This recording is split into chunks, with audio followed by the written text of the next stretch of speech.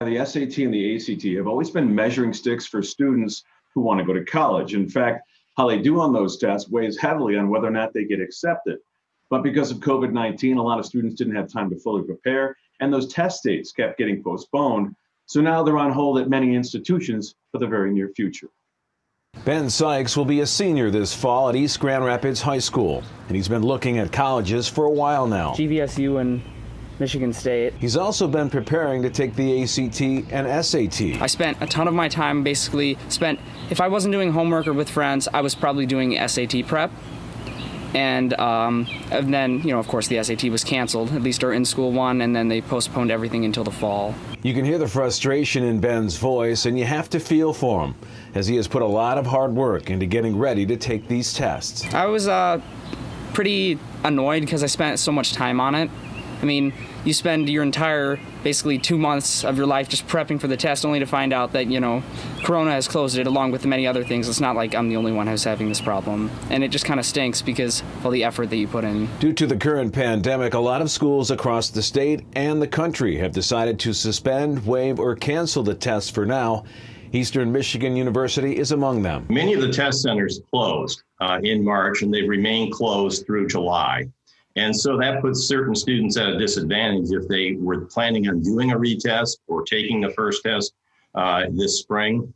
So that was one of the reasons why we felt now was a really good time, to take a look at doing test optional. Kevin Kucera is the vice president for enrollment management at EMU. He says the university will look at other factors in order to evaluate students. So we were looking at the opportunity to take a look carefully at the high school transcript. There have also been many studies that have shown that the high school transcript and your high school grade point average is really the best predictor of success in college. Albion College will do something similar.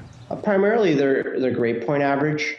That is the kind of the main predictor for student success. So grade point average along with some cognitive factors. What kind of community service have they been involved in? Dr. Buccelli says Albion has been looking at doing away with the ACT and SAT for some time. More and more schools are taking into account the factors I provided you, which do not include a standardized test component.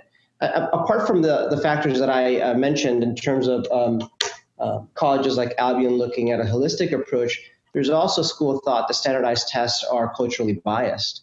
And so as the country becomes more diverse and college access is an important factor for many colleges in terms of having a diverse student body, standardized tests may not be a right tool to attract a certain amount of students. Despite the current changes to the ACT and SAT requirements, Ben Sikes still plans on taking them. I'm still going to try to submit scores because I want to show them I'm not just a GPA. I mean, they'll get my GPA and my activities, but I want to show them what I'm actually capable of because my GPA doesn't really reflect what my mental capacity is. So listen to this. The schools in the University of California system have gone a step further here by actually voting last month to phase out the SAT and ACT over the next 4 years. In fact, those tests will be optional through 2024, and then they just go away. We'll see if states like Michigan and the schools here will follow suit, guys.